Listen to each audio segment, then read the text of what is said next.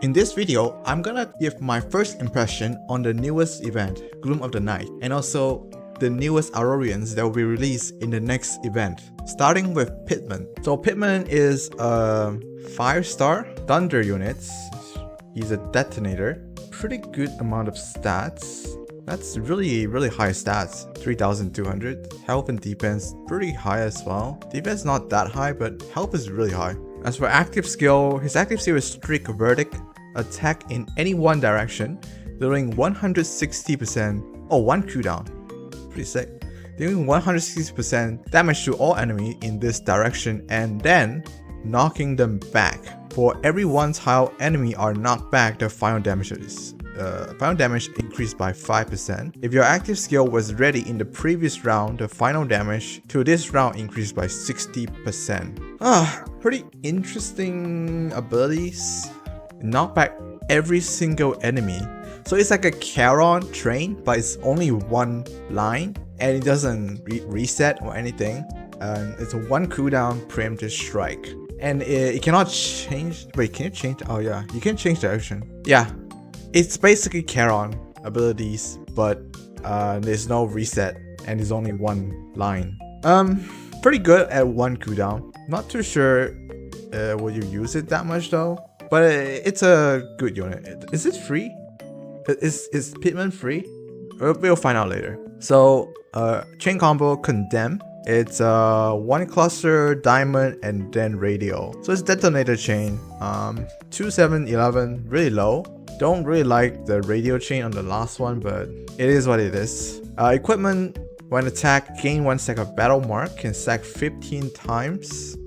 Each battle mark stack increase attack and defense by 2.5%. Battle mark stack decreased by 50% each round. For each stack of battle mark loss, gain a shield equal to 12% of Pittman max HP. So it's like a counter attack, sort of. The more you get hit, the more damage you do. It's okay. The thing about Alchemy Stars is you don't want to get hit. So when equipment only work when you get hit, equipment is meh. Active skill is interesting, but Charon already exists, so how much does one cooldown knockback even matter anyway? It's not like you always want to change the enemy direction. Most of the time, it's actually a bad thing to change that direction. But we'll see, I guess. So that's Pittman. I think he is okay, not horrible, but I'm pretty unsure how he can fit into the current Thunder team. Good stats though. Okay, now we're gonna look at Luke. So Luke is a 6-star, and he's Thunder as well. Thunder Sniper. What is this stat? Holy, 3,600? Isn't that like highest? Holy crap, that's really high stats. That's probably the highest stats in the entire game. No, I have to find it out. I'm pretty sure the highest stat is Metals. No, it's lower than Metals. What about Requiem? Oh my god. He is actually higher stat than Requiem. That's interesting. But he's a sniper, so sniper usually have higher attack, so I can kind of get it. His health is really low. This is really low health. For the active skill, Hemolim? How do you pronounce this? Consume all Scion. Scion? To deal damage to one enemy. Each Scion deal 50% damage. Scion is gain 2 at the start of each wave. Add another 3 each round. And so up to 12. What? It's like a stack? It's a buff, I think. Consume all Scion. It's like a Kamehameha. You just keep all the damage and then I don't know, man. It's to one enemy. It seems to do a lot of damage, but oh, he has no cooldown. You can use this skill anytime as long as you have the stack. Interesting. Chain combo Chrysalis. So deal damage 2 times assigned randomly to enemies within 3 surrounding cluster of this unit. So it's like Sadio, right? Yeah, it's basically Sadio chain combo. Yeah, it's okay. I don't mind Sadio chain combo too much. It's actually quite good, especially with this amount of attack, because Sadio has shit stats since she's a converter. So Luke will be pretty interesting to test because, you know, hitting 4 times on the same enemy is quite high damage. That's really high damage. Yeah, we'll see. Equipment, Shackle Soul. Active skill and chain combo inflict 1 stack of parasitic mark each time they deal damage. Parasitic mark stack up to 9 times each time an enemy move 1 tile. Each stack of parasitic mark deals 12% damage. Oh, so it's like the wound. In the secret territory, there's like a artifact, which is like scarlet paper or whatever. I don't remember the name. So we inflict a wound status. So every time the enemy move, they will take damage. I think this is very similar. So you can think of it as like inflict 1 stack of wound. You can stack up to 9 times. So whenever they move, they take damage. Damage increased to 18% for the enemy with the highest number of stack on the battlefield. Luke normal attack and chain combo do 30% increased damage to the enemy afflicted with the highest number of parasitic mark. Pretty interesting. You can do quite some damage with this, right? But it says that enemy need to move. So it doesn't work when you knock back enemy. It's interesting, but I don't think it's that good. Interesting though. The damage increase is already quite good against bosses, so I think Luke has really high potential to be really good for a single tile boss, especially when there is only one. But yeah, interesting. Not too sure. He already has Preemptive Strike, and he always will have Preemptive Strike since he has no cooldown. So I guess the breakthrough shouldn't be anything related to Preemptive Strike. I think her BT tree will be something around the equipment or the active skill, I guess. Let's just say BT tree is like this increase 18%, and you get BT tree, you get this extra stuff, 18% for highest number of stack. And then let's say BT 6 is you get 2 for each round instead. Don't know, just my guess. Yeah, I think he is pretty good. So let's check the Bettel or Bettel. How do you spell this? So we have a water detonator. Okay, decent stats, pretty high. Defense and health is somewhat of a low side. Tyndall Fury, 1 cooldown again. Preemptive Strike. Deal 100% 80 damage to 5 tiles in a cross shape. Center on 1 selected traversable tile. Can cast 1 more time after entering Aurora. Very similar to Jane ability. Huh. Isn't it? Wait. I thought Jane had something similar. Like Jane do 150% damage to lowest health enemy, and then also 1 cooldown, and then I think Preemptive Strike as well. Oh, I mean, Jane has this. It's good. It kind of reminds me of the Patty and Patsy active skill, but slightly less range. Yeah, it's okay. I mean, doing damage is always nice. But I always say this. When all you do is only damage, you are very easily replaced by other things, which is very dangerous. Detonator is always nice though. 4 chain, diamond shape, Franco. What? Pet? I think she's a summoner. If Franco is in range, Franco teleport to the tile next to the nearest enemy and attack. What? Okay, I think we need to read the equipment first because it's too confusing. Franco range. Summon Franco to the tile selected by your active skill. Oh, so that's why it's so boring. I see.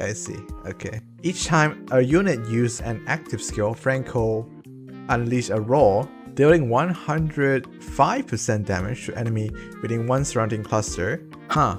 If only 1 enemy is within the range, unleash Sundering Claw. What is this? Increasing damage by 50% Franco also unleashed a roar when disappearing. Franco. Up to 2 Franco can exist on the battlefield at the same time. Franco disappear after being touched by an enemy. I don't know if touch means attack or is it just collide, if that makes sense. If it's attack, then it's very strong because you can tank for you, if that makes sense. Wow. I wonder if the... Oh, wait. I think I understand it now. Since it's touch, I think it's like they pass through it. So it cannot collide. You cannot like body block the enemy with Franco. They are basically invisible, if that makes sense. Basically, you can collide with them. And whenever you step on them, they just disappear. Yeah, I understand now. Oh, interesting. So you want to place the Franco in a position that most likely the enemy won't touch it. So every time you use active skill, you summon the Franco. Each time a unit uses active skill. What? So basically, it's synergized with other unit on your team? Or is it just Bettel? Okay, so basically the Raw will do 105 damage, but then when there's only one enemy, he'll do 155% damage instead. Okay, a lot of damage. Okay, let's go back to the chain combo. So now we know what Franco is. Deal 150% damage to 12 tiles in the diamond shape. Franco is in range. Franco is in range? What is the range? Is it this diamond shape range? Franco teleport to the tile next to the nearest enemy and attack. Very good, I think. Very good actually. I think Bettel is so strong for damage. Oh my god. Radio shape for 9 chain. The same thing, but 2 surrounding cluster is the best chain, hands down. But so yes, this is amazing. Wow. I'm not too sure how to evaluate this because she is obviously very strong. Very strong, very high damage. She can just do so much damage. Holy shit. Yeah, quite good. 5 star. very strong. Has a similar name with Bethlehem. Equally strong. I don't know, man. I mean, she basically only do damage. He has no utility kit. Everything is doing damage. Even the Franco is doing damage. There's no like slow or anything that doesn't convert. Just pure damage dealer. Sometimes it could be fine, but so much damage though. So yeah, I don't want to bore you guys too much. So that is all the units. Also breakthrough. I can kind of guess what breakthrough he is. So for breakthrough, maybe the Aurora time. Maybe BT3 is Aurora time, and maybe the Sundering Claw is BT6. Not sure. Definitely not cooldown because it's already cooldown 1. So yeah. So there's one more thing, which is the actual event, and we're gonna check the event on the official site. So there we go. Now I'm just gonna skip to the most important part. So as you can see, we have Underground Arena. Unlock the path to global reward system for Underground Arena, as well as basic shadowy figures stage. So this is a event that is limited. It's not permanent event, and since you only need 116 to clear, probably pretty easy. You must lead your team of Aurorian to fight against various enemy. Team composed of 5 Aurorians. Okay. So this is controlled by AI, I assume. The enemy team will also choose a tile path based on its element. So they are controlled by AI. How good can they be? Carry out normal attack, cast chain combo, blah blah blah. Okay. The other way to defeat the enemy team is to reduce their health to 0. Okay, so there's 3 difficulty: easy, normal, hard. I guess different sets of Aurorian. I guess it's pretty interesting. So it's kind of like a hinted PvP. I'm not too sure how I think about this.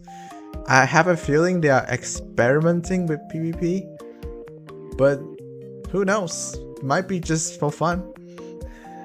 A little bit.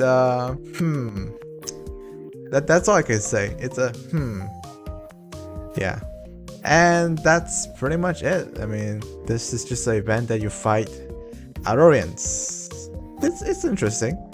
So you fight Aurorian, then you get, oh, it is free. Pittman is free. Yay.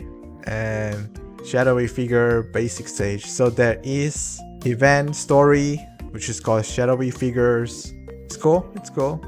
When does the arena event start? So they all start at the same time. That's good. And we have new monsters.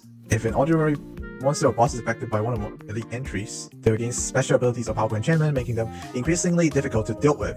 These include more powerful attribute and ability to assist other monsters, and even the ability to restrain Aurorian. So is this done, I think? In the future, these elite monsters also appear in other battle. Put on your thinking cap and try to find a way to deal with these new elite monsters. So elite is not really anything new. In the summer event, there is also elite monster. The chest piece can get upgrades.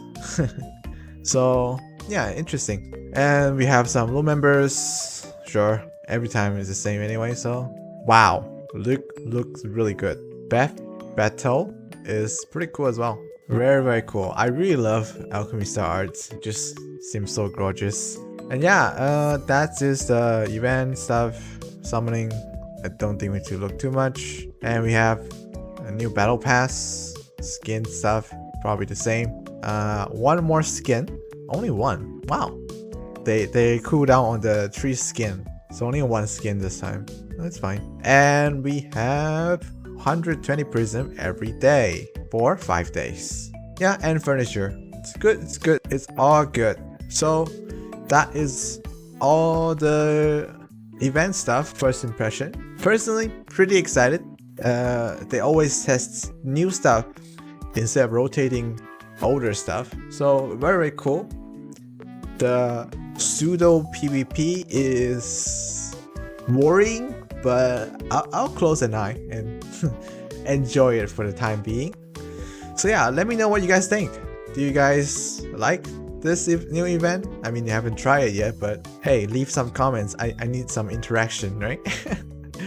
Like if you like the video, subscribe if you want more. And I will be also streaming during the maintenance in 11 November, so maybe catch me there and join my Discord. Anyway, I'll see you guys next time.